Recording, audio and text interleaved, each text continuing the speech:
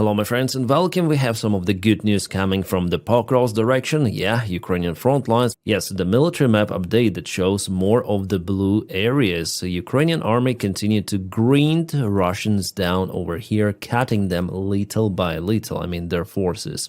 So before the Russian army group in Kucherev Yar was cut from supplies with the swift attack of Ukrainian armed forces, and now Ukraine is cutting the Russian army from Pankivka and Mayak and also Nikhanorivka. So I would say that this group of the Russian army has already been trapped. This connection they have, it's very tiny. And we know that Ukraine controls this entire area with the help of the drones. So then this operation is completed. The next step for Ukrainian army will be the encirclement of the Russian group in Suvorove and also Fedorivka. And Ukraine already works in this area. There is the Ukrainian attack in Novotoretsk and Ruzzian. And this distance is not very long, less than 4 kilometers. So you see how Russians overestimated their abilities to gain the ground with quite poor supplies and logistics they have. As always, it is the huge downside and the biggest problem in the Russian army. So about the frontline changes yesterday, today, so you see that Russians try to regroup, they gain some of the tiny little piece of the ground here.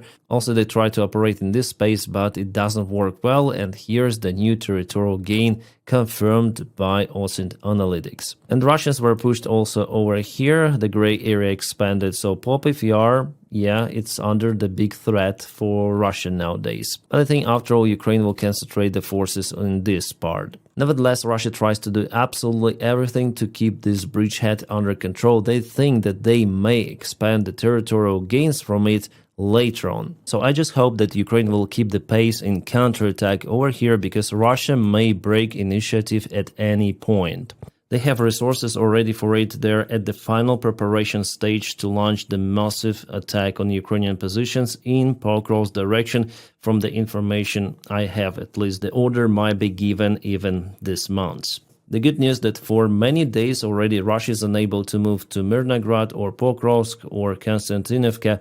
They drop all of the attempts to advance with armored convoy vehicles, because the last week they lost totally 13 of those BMPs and tanks in Mirnograd direction. It was an attempt of the local command to renew those mid-wave or iron mid-wave attacks, with lots of the vehicles. And there was the same attempt done today in Orikhiv direction, where Russia collected the forces in a convoy attempting to advance to Ukrainian positions. They gathered forces further away from the front lines, but Ukrainian drones still managed to reach the Russian convoy. And this is the convoy that was hit. The single drone reached the vehicle, but nevertheless Russians stopped there, watching the firework from their munition. It is the supply convoy, and mainly Russians they attack using infantry forces. Seeing Russian tanks or BMPs on the front lines is kind of the rare event, I would say. But soon we're gonna witness many of them, because as I told you, Russia is getting ready for the major jump, which I think finally will fail. Alright, here you can see the special military operation of the Ukrainian military intelligence. This is the Russian rescue ship that was hit not far away from Novorossiysk. Again, Ukraine uses some of the drones to target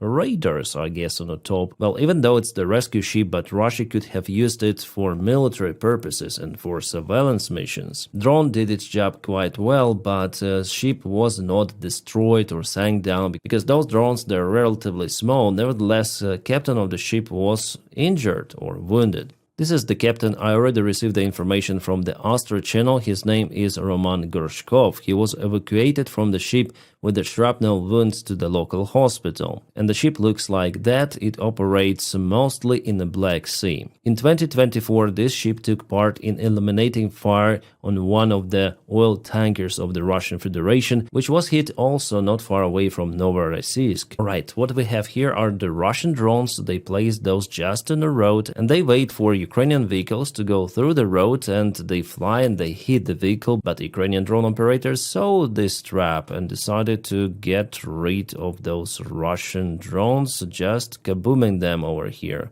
Boom, and Ukraine uses the similar tactics. I already saw how drones wait for several hours. Russians even use the solar batteries on those drones, so definitely it's the ambushment tactics. Oh, what is this? This is the Kharkiv direction, and Russians again left some of the mines under the bridge. They mined the bridges just in case they need to retreat and not let Ukrainian forces to gain the territories.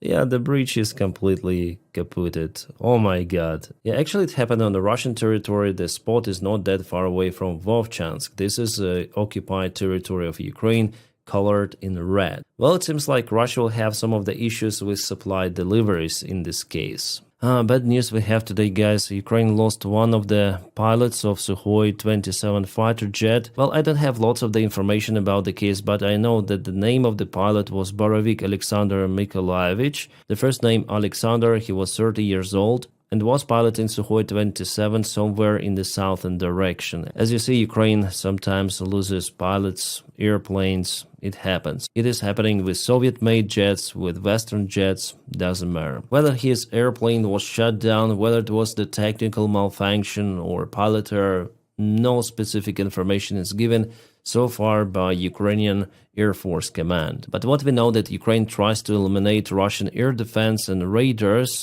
behind the front lines, especially in the southern direction. Ukraine is very successful. For example, it was the Zoopark system of the Russian army, which was kaputted by Ukraine. Russia absolutely needs that surveillance to spot Ukrainian air targets, including those airplanes. And the less they have those, the better it is for us. Alright, some of the updates on Russian drone attack on Poland, which happened yesterday. Polish officials have decided to close the airspace bordering Ukraine and Belarus. It is roughly 20 kilometers away. Also, Latvia decided to close the part of its airspace. Macron has decided to send 3 of the advanced Rafale fighter jets to Poland. Poland is also looking for extra air defense systems to be delivered to them. And guys, in general, it seems like we need lots of the air defense systems for Poland, for Ukraine, for everyone. It should be #1 priority to produce in the military sector. Right, I'm not good in Polish, but it seems like 40,000 Polish troops could be deployed close to the border of Belarus during the Zapad 2025 military drills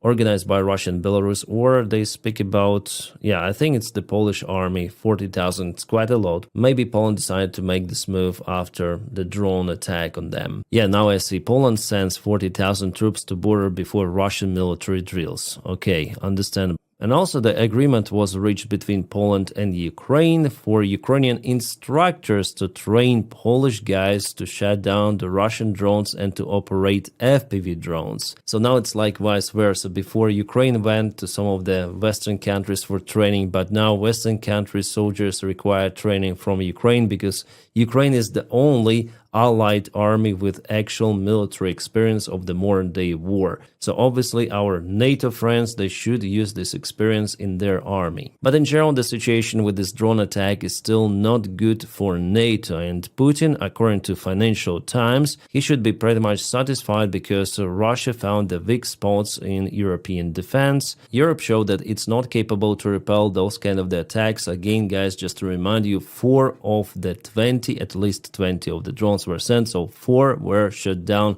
with the help of the multi-nation operation using F-35 aircraft. Yeah, most of the drones just landed on themselves, that's it. By the way, one of the drones landed in the Polish military base very far away from the border. Here Financial Times conclude that Putin might escalate even more because of the weak reaction and because NATO for now is not capable to defend its airspace properly. And you know, some of the drones went to Poland not from Ukraine but from Belarus territory. Despite that fact, Trump called to Lukashenko today and he decided to release or lift off, it's better to say, sanctions from Belarus. As an exchange, Lukashenko promised to release some of the political prisoners, the own citizens of Belarus. By the way, not long time ago, one of those prisoners lost his life in Belarus prison. But still, the move of the White House administration is kind of strange, and in general, I would say their reaction is close to zero. I would say Donald Trump is more interested in internal politics and how to fight Democrats, whom he called far lefties.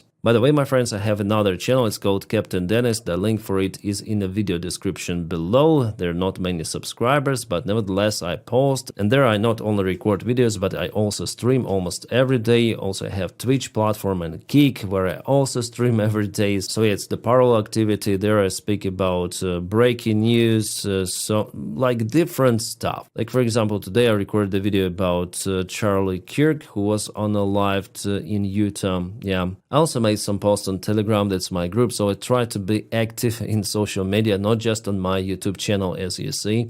And this particular channel gives me a platform to speak about everything. So join our small, for now small community, but it will grow, I hope. So yeah, just to tell, there are internal issues in the United States, which takes some of the attention of the White House administration nowadays. But still, I think that reaction on events in Poland should have been more vivid, because Trump shows that he doesn't care really. And actually, it was the biggest attack on territory of NATO, I guess, since NATO was created. Yeah, many drones entered European country, Poland, member of NATO. Alright, White House passes defense policy bill with transgender diversity restrictions. What? Well, the good thing that in this defense bill, Ukraine will also obtain its military support of $400 million, something like that. Yeah, Ukraine will not obtain those money, no, it will obtain military equipment, which worth those money. Good step from the House, of course. Individuals like Marjorie Taylor Greene tried to block this initiative, but nothing happened. No,